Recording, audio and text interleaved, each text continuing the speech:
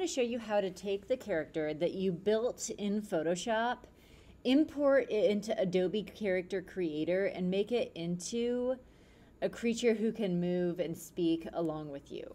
So our first step is that we're going to click on File, and we're going to go to Import. And because I saved the puppet that I named Clifford to my desktop, I can click on Clifford right there, Import. And I actually imported 2 copies, but you can see Clifford is over here. So if I click on Clifford, I can now see him in this software. I'm going to make him a little smaller so I can see all of him. And I'm going to use this hand tool down at the bottom just to move him into the center of the screen. There we go. Okay. So what we're going to do here is we're going to make a couple more decisions about how Clifford's going to move, because the goal is that Clifford will move along with my body movements. Most of what we did to the head should already be complete. We don't need to make a lot of changes there. The only thing we're going to do to the head is I'm going to click here on the hair, and once this hair layer is highlighted, I can go down here to this button. This is called a dangle tool. And this dangle tool will create the impression that things are moving. And so if I click on the hair a couple times, the hair now has the possibility of moving a little bit with gravity. Because the hair is all one piece, it probably won't move a lot, but it's a good technique. And if we had hair that was made out of a lot of little strings, it would do more. Okay, now I'm going to click on the body layer, and this is probably, in my opinion, the most challenging aspect of the whole project because the arms are just a little bit tricky. So we're going to click first on the left arm layer, and while I'm here, I'm going to point out a couple things. So do you see this little crown that is next to the left arm? The reason that crown is there is that back when we made this a Photoshop file, we put a plus in front of that layer. And the plus indicated that this was a layer that should move freely on its own. And so this little crown indicates, again, that it's a layer that moves freely on its own. There are a number of things we need to change, though, because Character Animator needs to know what is the origin or the hinge, the sort of point at which the object moves. And so I'm going to click on the pointer tool down here, the selection tool, and I'm going to click on this circle where it says left arm. This is a really, really important button, and I'm going to move it up until I see a green outline around the character's body. So what just happened is that now this arm will move from the shoulder as a sort of hinge, as opposed to just moving sort of randomly away from the body. All right, so my next step is I'm going to add some other tags to the arm itself. And so I'm going to click down here on the dragger tool. The dragger tool means that the hand can move on its own. And so when I click on the hand with the dragger tool, you'll see a new button emerge and it says draggable. And I actually also want to label that tool as over here, the wrist. Okay, I'm just going to click here. Excellent. Okay, and then using the pointer tool, I'm also going to click up here where it says left arm, and I'm going to click for that one on the shoulder. And then down here, I'm going to create another handle where there's an elbow, and then I'll click over here on the elbow.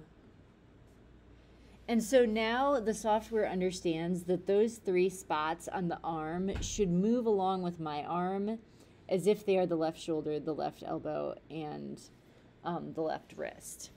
Now, one thing I want to say, again, even though I said this back in the other video, I think it bears repeating, is that you see how I'm labeling all of these features as left.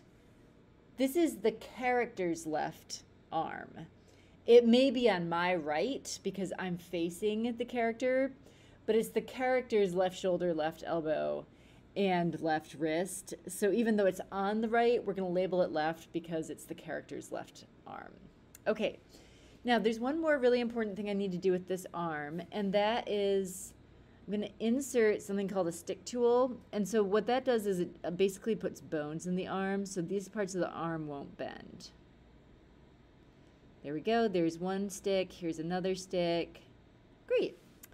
And now I have what should be a very functional arm. Before I'm finished, though, I'm going to go over to the right side. And I'm going to do all these same things on the right side. So I'm going to pull this up here until it turns green. I'm going to use the dragger tool to make the hand draggable.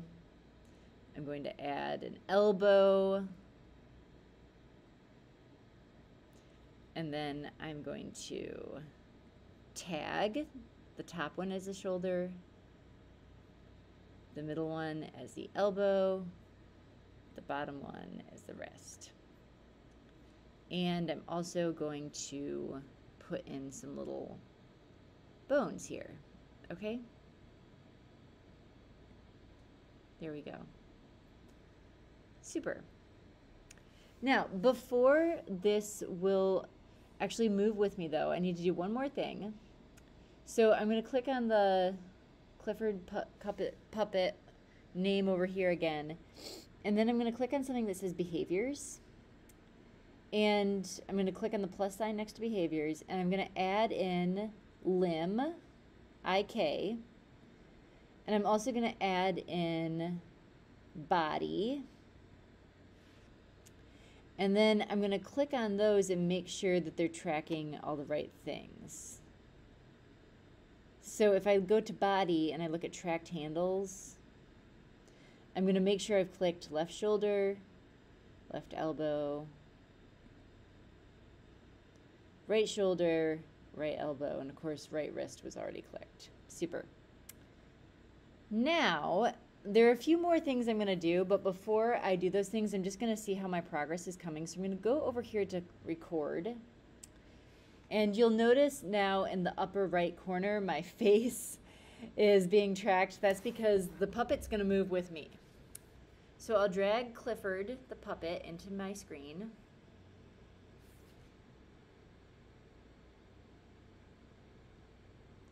Might take him a minute to show up, but here we go. There we go. All right. So the good news is that Clifford's arms are moving, which is exactly what we wanted. But obviously something is also wrong. So Clifford's arms right now are too free. So let's go back over to the rigging section, and we're going to make some changes.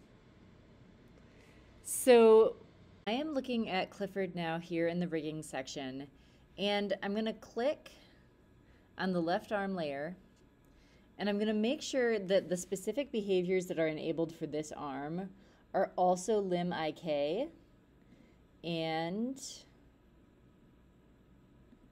also body. And then I'm going to double check that for the right arm.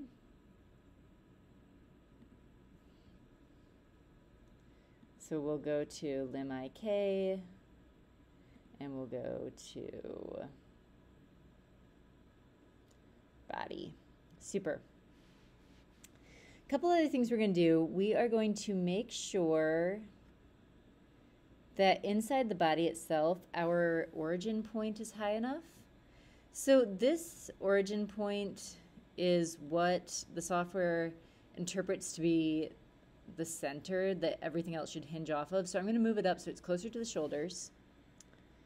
And we'll see if those two little changes do the trick.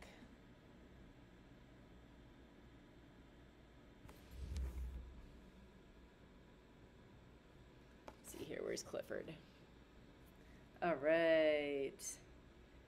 That's what we wanted to see. Okay, so now we've got arms that move, but they are still attached to the shoulders, which is fabulous. Okay, so a couple things you'll notice here, though. Do you see how when I move,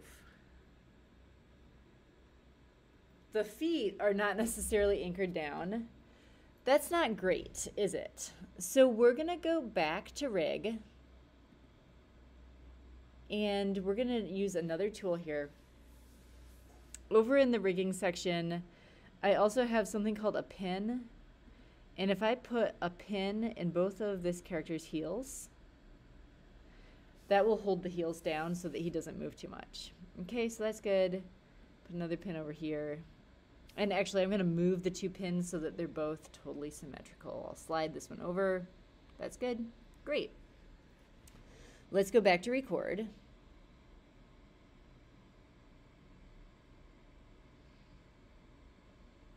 And we have a functioning puppet, okay?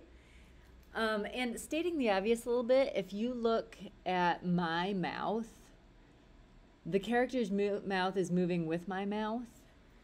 And when I back up a little bit, the character should also move a little bit. It's very cool. There are a couple more settings we can change, though, that will help to give this character a little bit of a sense of personality. And so I want to go over here to where it says, under puppet track behaviors, to where it says face. So some of these settings are going to help me to give Clifford a very specific personality. So I want you to watch what Clifford's eyebrows are doing as I make both a very angry face and then a very surprised face. Okay, so here's an angry face. All right, very angry. Now, what if we wanted to exaggerate the degree to which Clifford looks angry with me? If I go to lowered eyebrow down here, double click here, and instead of negative 20, I do negative 30. Let's look at what Clifford does now.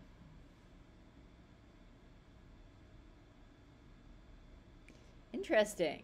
It's not quite the same.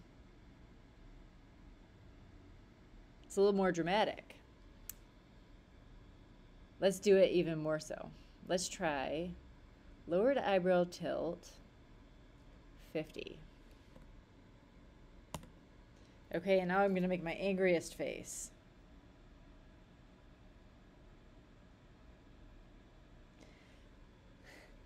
I don't think I'm great at making an angry face, but you can see what the eyebrows do. They go down more, okay? So this gives you a little bit of a sense of how to give your character a personality. If you want your character to tend toward being angry, you could change the lowered eyebrow tilt so that it's always on the verge of anger. If you want a very sunny disposition, you could make this 0. And now, this character can't get angry. I'm trying so hard to get angry, and the character won't get angry.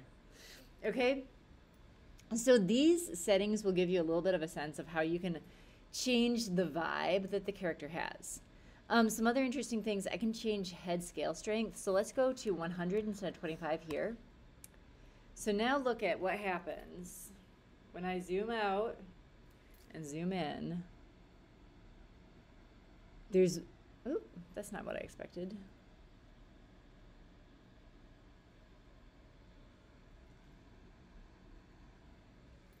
What this usually does is it changes the degree to which the head gets bigger and smaller. Let me double check.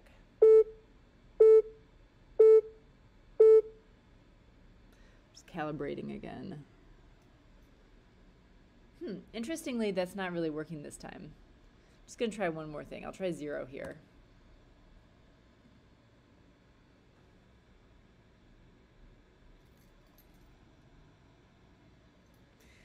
Well, there you go. Now it doesn't move at all when I go in and out. So there is some difference there. It's relatively small. Another fun one to play with is parallax. If you do 500 here, look at what happens now when I turn my face. Do you see how all the features are moving to the side? as I move my head.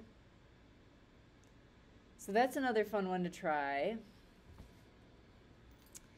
And we can also just try some general strength ones. So eyebrow strength would be interesting. Let's double that. Oop. Okay.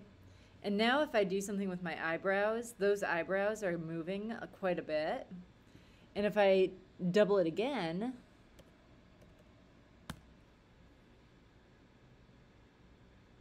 whew, those eyebrows just are bouncing right off the head. So this is a fun area just to play with. Everything you do here, let's make those go back down. Everything you do here changes the personality of your character so that they might seem more angry, more surprised, etc. Okay, we have one more final step I want to show you, and that is a background. I am not going to ask you to make your own background for this project because there's already a lot of other things to figure out, but you can go to the ones that already exist for a character animator and choose something that you think fits with what you'd like to say with your character. So for me, I'm going to pick the skyline. And now Clifford has this really cool skyline background, and I can make a little video with him. Okay? So finally, if I want to make a little video of Clifford, I'm going to stop making adjustments, and I'm going to go down here to where there's a red record button. And I'm going to back up a little bit so that Clifford can really move his arms. There we go. Move. Sometimes the arms move. There we go. And if I hit the red button, I can record Clifford saying something. So, here we go.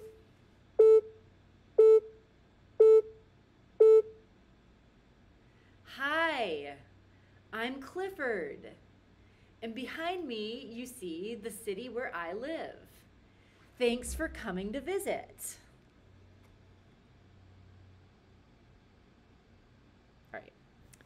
So that was a pretty simple little video, but if I now slide this blue